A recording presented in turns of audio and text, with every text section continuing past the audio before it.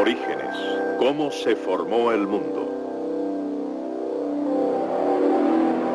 Con el profesor Dr. A.E. Wilder Smith de las universidades de Oxford, Reading, Londres y Ginebra. Producido por Standard Media International, Hilversum, Holanda y Eden Films, Mesa, Arizona.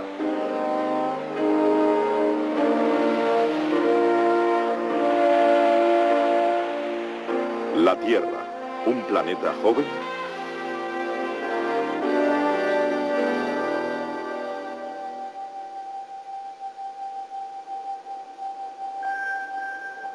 Respecto a esta vela, es muy difícil decir cuánto tiempo lleva ardiendo. No sabemos cuándo fue encendida, no sabemos el tamaño que tenía cuando empezó a arder, o no sabemos si la velocidad a la que arde ha sido siempre constante, o si se apagó al principio y comenzó a arder de nuevo. Y por ese motivo no se puede decir al mirarla en su estado actual cuánto tiempo lleva ardiendo. Bien, la Tierra y el Sistema Solar pueden compararse a esta vela.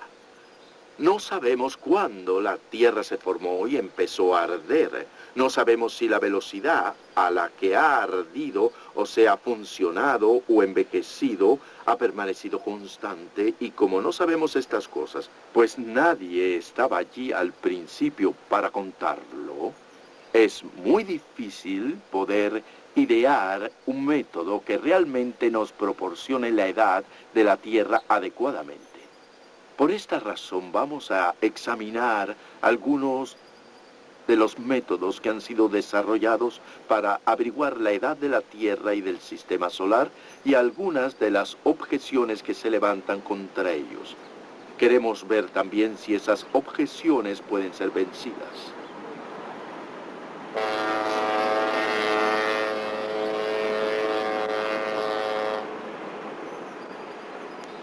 Un paisaje holandés típico, un pueblecito pintoresco cerca del río Rin, y como en cualquier otra parte del mundo, pero especialmente en la densamente poblada Holanda, se necesita fabricar nuevos hogares para más personas.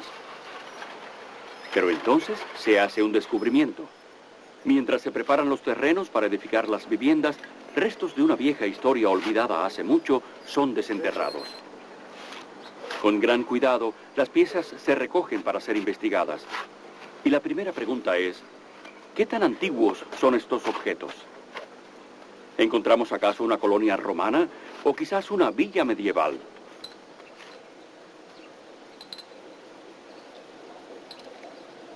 ¿Qué edad tienen, por ejemplo, estos pedazos de madera? El Laboratorio de Estimación de Edades de la Universidad de Groningen intentará averiguarlo. Y para ello utilizarán el carbono 14 o método del carbono radiactivo. El ganador del premio Nobel e inventor de este proceso, el profesor Willard Levy, un evolucionista, nos explica este método. Lo que sucede es que los rayos cósmicos ponen carbono radiactivo en los alimentos que ingerimos y nos volvemos radioactivos con el carbono radiactivo. Y mientras vivimos, seguimos comiendo y la concentración se mantiene constante.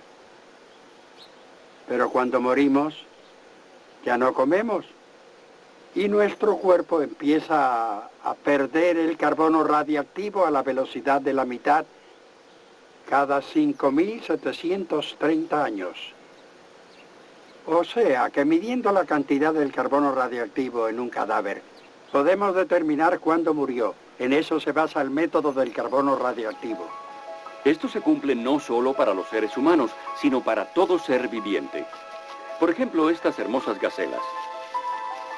Mientras estén vivas y se alimenten, tanto el carbono 14 como el carbono 12 estarán entrando y saliendo de sus cuerpos. La proporción de C14 con respecto a C12 dentro y fuera de sus cuerpos es la misma. Pero cuando el animal muere, este deja de comer y entonces algo ocurre. Por un largo periodo de tiempo, el C-14 se descompondrá gradualmente en nitrógeno, abandonando el cuerpo. Al cabo de 5.730 años, solo quedará la mitad de la cantidad original de C-14. Por eso decimos que la vida media del C-14 es de 5.730 años. Técnicamente se hace de la siguiente manera. Después de limpiar bien la muestra, esta se coloca en un horno de cuarzo de gran intensidad que puede alcanzar temperaturas muy altas.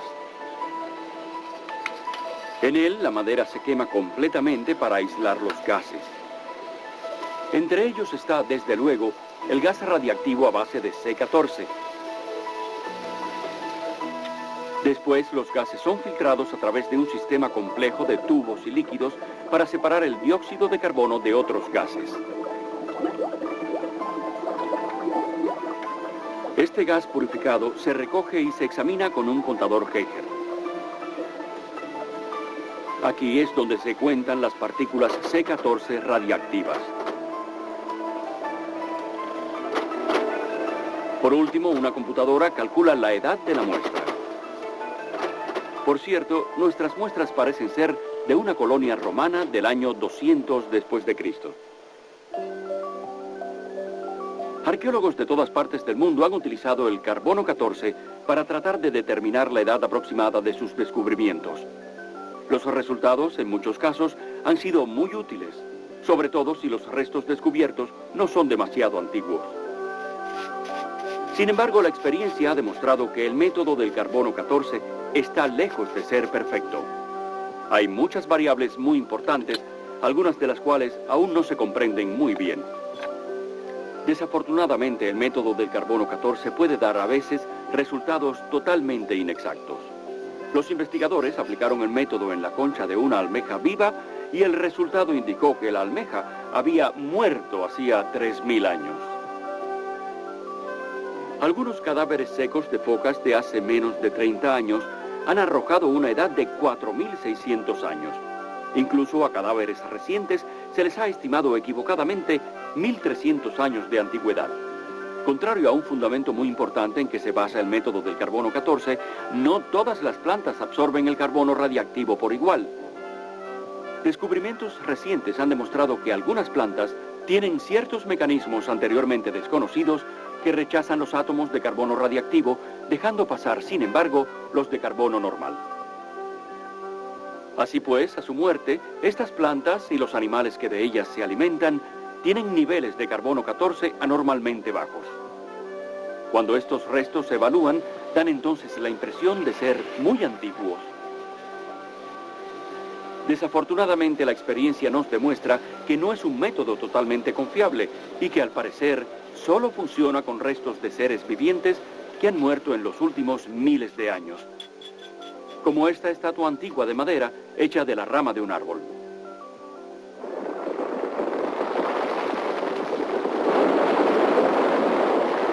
¿Qué métodos utilizan los evolucionistas para averiguar la edad de cosas tales como las rocas y los minerales que según ellos suponen que tienen millones y hasta miles de millones de años? O de estas bellas montañas suizas y sus formaciones rocosas. Además del método del carbono radiactivo para determinar edades, hay desde luego otros métodos que utilizan la radiactividad. Uno puede usar el método del C14, que se descompone en Ne14. Se puede usar el método del potasio-argón. El potasio se descompone en argón. Y también uno puede usar el método del uranio-plomo, que son los tres métodos principales para datar por radiactividad.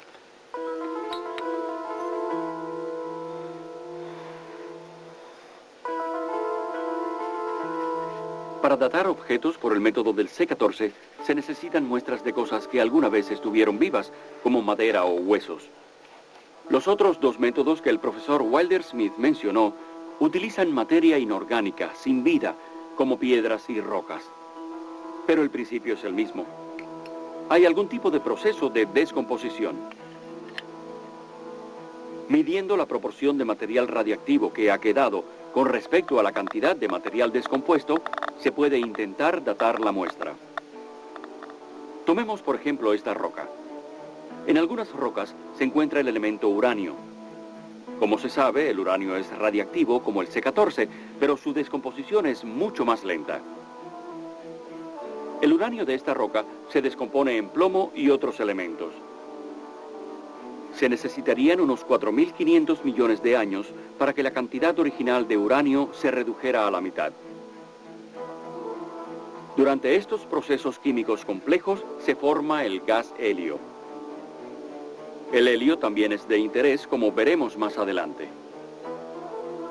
Veamos ahora un proceso no muy científico, el experimento del tanque de agua. Aunque no es especialmente científico, es muy interesante porque muestra las tres asunciones básicas de todos los sistemas de determinación de edades por radiactividad. El agua fluye de un tanque a otro a cierta velocidad.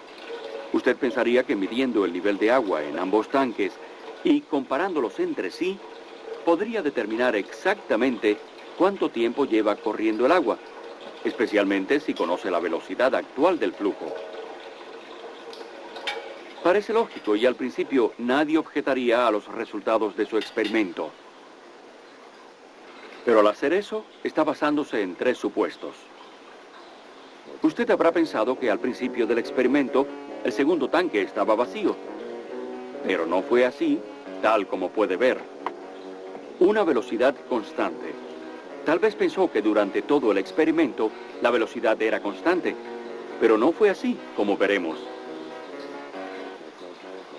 Usted pensó así porque no contó con influencias externas. Pero, ¿qué sucedió realmente? Mientras usted estaba ausente, un entrometido entró al laboratorio e hizo dos cosas importantes. Cambió la velocidad del agua y añadió otra cubeta de agua. Qué triste. Porque al no saberlo, sus cálculos cuidadosos y sus resultados no sirven para nada. El tiempo de flujo actual es más corto que lo que usted pensó. El segundo tanque estaba medio lleno. Y el entrometido no solo cambió la velocidad de flujo del agua, sino que añadió otra cubeta de agua. Pues todos estos métodos, los métodos radiactivos, adolecen de tres grandes problemas principales. En primer lugar, no se sabe cuánta sustancia radiactiva había al principio. Y como se ha visto en el experimento del tanque de agua, a menos que usted sepa la cantidad que había al empezar, no puede, basándose en teorías, calcular cuánto tiempo lleva la reacción, ni por lo tanto la antigüedad de su muestra. Esta es la primera dificultad de estos métodos. La segunda dificultad es, como se ha visto también en el experimento del tanque de agua, que la velocidad de descomposición, de desintegración radiactiva, debe permanecer constante. Si cambia, entonces no se puede calcular ninguna fecha. Bien, tenemos pruebas adecuadas de que la velocidad de desintegración radiactiva puede variar, o sea, que no hay garantía entonces de que la velocidad de desintegración radiactiva haya permanecido siempre constante.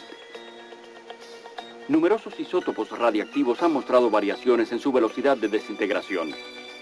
El doctor Robert Gentry de los laboratorios de la Comisión de Energía Atómica de Oak Ridge ha probado recientemente que velocidades de desintegración radiactiva también han variado en el pasado. La desintegración radiactiva en minerales cristalizados deja unos diminutos anillos concéntricos de descoloración llamados radiohalos. Las variaciones en la medida del diámetro de los anillos indican claramente que las velocidades de desintegración radiactiva han variado en el pasado. Sin una velocidad de desintegración absolutamente constante, el sistema de datación por radioactividad no es confiable. Y la tercera dificultad de este método es esta, que la concentración de las distintas partes del sistema radiactivo tiene que permanecer constante durante todo el experimento. Si usted añade C14 durante el transcurso del experimento, la muestra parecerá más joven que si se elimina por lavado el C14. Todo esto hace que los métodos de datación por radiactividad no sean inseguros. Pero hay otros métodos que no dependen de la desintegración radiactiva y que pueden ser usados para datar.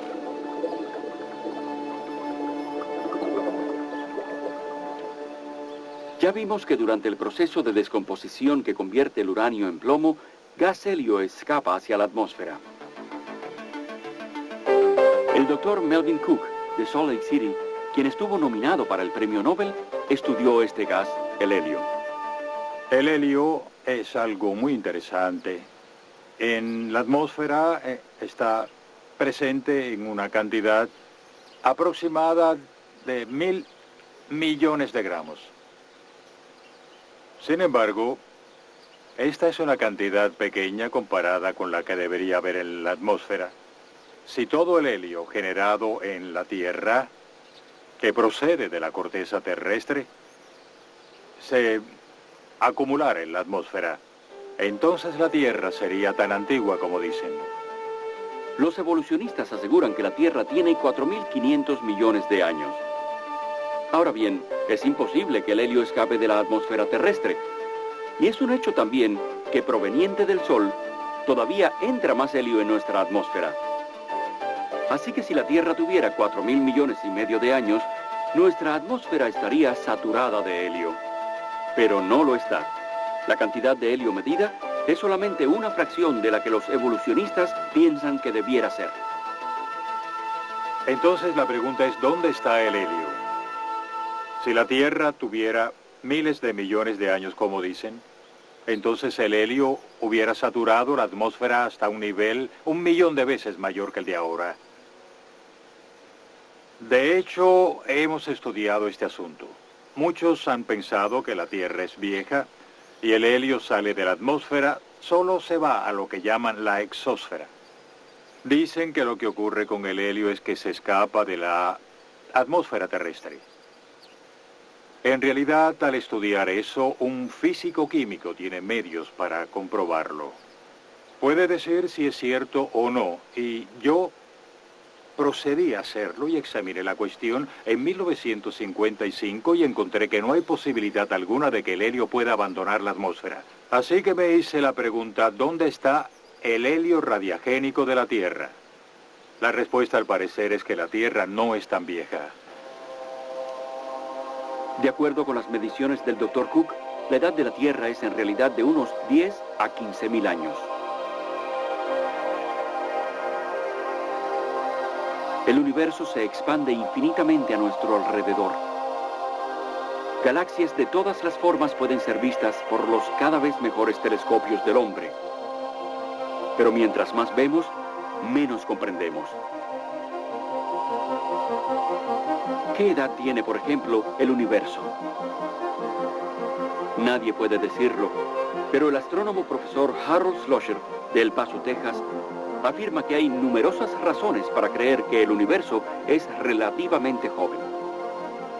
Pero volvamos a la edad de nuestro planeta Tierra y veamos lo que la astronomía tiene que decir acerca de él.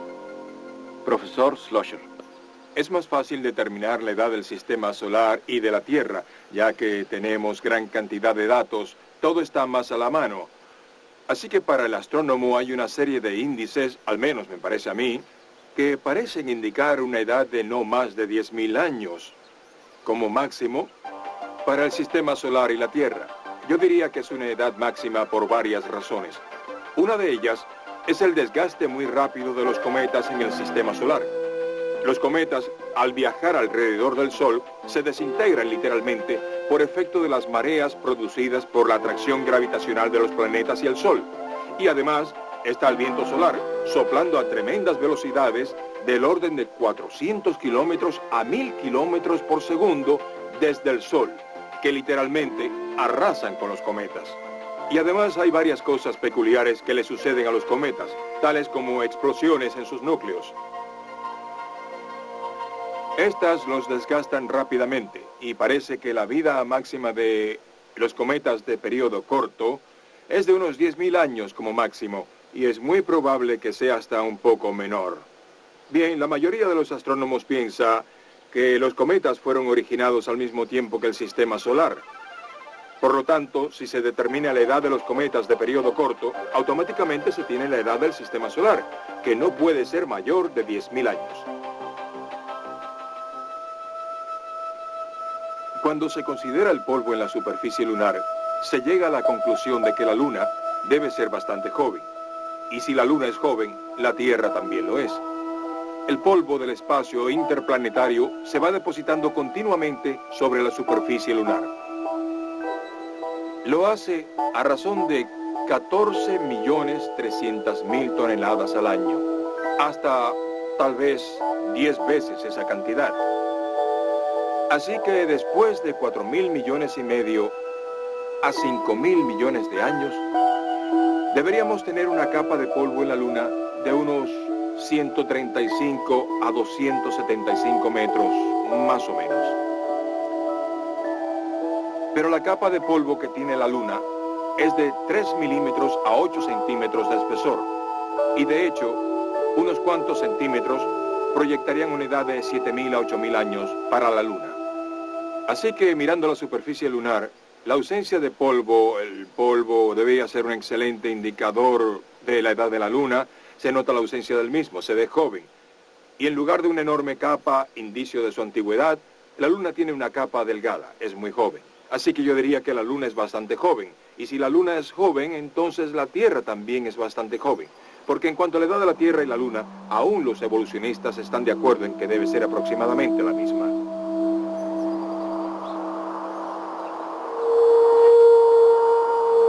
El polvo viene del espacio en forma de meteoros y meteoritos. Pero cuando medimos la cantidad en la Tierra, llegamos a las mismas conclusiones. No hay más polvo meteórico que el que puede haberse acumulado en 10 o 15.000 años.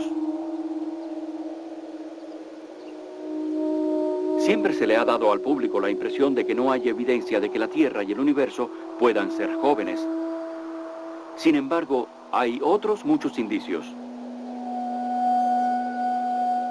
Desde 1836, más de un centenar de observadores del Observatorio Real de Greenwich y del Observatorio Naval de los Estados Unidos han tomado medidas visuales directas que indican que el diámetro del Sol se reduce a razón de 1,5 metros por hora. El diámetro del Sol es tan grande que esta reducción puede pasar desapercibida por cientos o por miles de años. Aún así, el Sol continúa encogiéndose. Informes de eclipses solares indican que este encogimiento del Sol ha tenido lugar durante los últimos 400 años. Hasta donde pueden afirmar los investigadores, esta variación ha sido constante desde que el Sol se formó. Utilizando los datos más conservadores, podría decirse que hace tan solo 100.000 años, el Sol tenía el doble de su radio actual. Hace 20 millones de años, la superficie del Sol habría estado tocando la de la Tierra. Algunos expertos concluyen que el Sol hubiera sido tan grande, solo hace 1 millón de años o menos, que la vida no pudiera haber existido en nuestro planeta.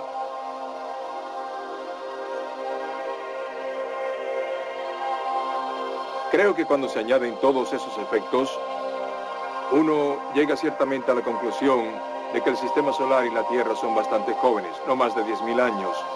Y yo de veras creo que el propio universo no es más antiguo que eso, que todos esos objetos tienen casi la misma edad.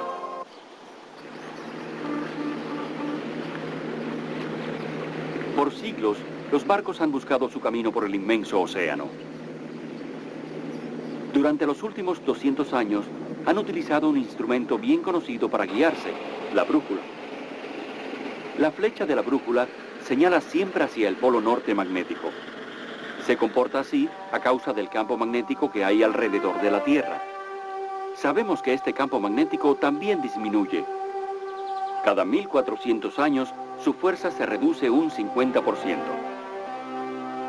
Así que cuando retrocedemos en la historia 1.400 años, vemos que el campo magnético era 2 veces más fuerte que el de hoy. Y 1.400 años antes de eso, era 4 veces más fuerte que ahora, y así sucesivamente. El profesor Thomas Barnes, físico de la Universidad de El Paso, concluye: si retrocedemos 10.000 años, el campo magnético de la Tierra hubiese sido tan fuerte como el campo magnético de una estrella magnética. Una estrella magnética es como nuestro Sol, tiene una fuente de energía nuclear. Ciertamente sabemos que nuestra Tierra nunca tuvo una fuente nuclear como la del Sol, y nunca ha tenido un campo magnético tan fuerte como el de una estrella.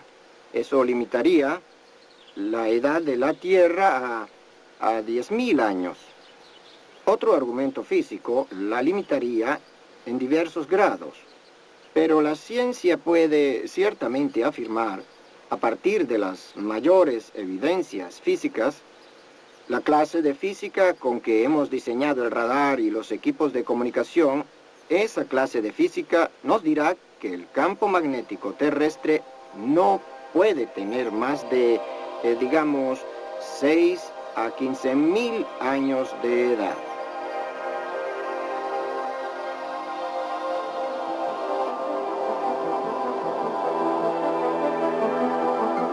La Tierra, un punto pequeño y maravilloso en el universo. Tal vez creado hace no tanto tiempo. ¿Qué nos enseñan los métodos de datación? Bien, hemos visto varios métodos de datación. Algunos de estos métodos le han estimado edades muy antiguas a la Tierra y hemos visto que otros le asignan una edad joven, una edad bien joven a la Tierra. Pero ambos métodos de datación sufren de las mismas dificultades y ninguno de ellos es concluyente. Bien, la Biblia enseña con bastante firmeza que la Tierra no es tan antigua y que la creación tuvo lugar en un pasado no muy lejano. En los últimos años se ha creado un método nuevo de datación basado en la radiactividad, conocido como el método del halo de Robert Gentry. Y también este método, en contraste con los otros métodos, indica que la Tierra es bastante joven. Por tanto, tenemos evidencia científica para sostener el punto de vista bíblico de que la Tierra pueda ser muy joven. Bien, si eso es un hecho, y si ello se confirma, y no vamos a ser intolerantes al respecto, si ello se confirma, desde luego, los largos periodos de tiempo que son necesarios para la evolución no existieron. Y si no existieron, entonces, claro está, toda la idea de la evolución peligra porque no se puede producir un hombre en poco tiempo solo por casualidad. Son necesarios largos periodos de tiempo. Bien, la Biblia enseña que es posible que la Tierra sea joven, y si es joven, entonces dependemos absolutamente de la creación por parte de un Dios eterno que hizo el trabajo necesario para producir la creación tal como la vemos hoy.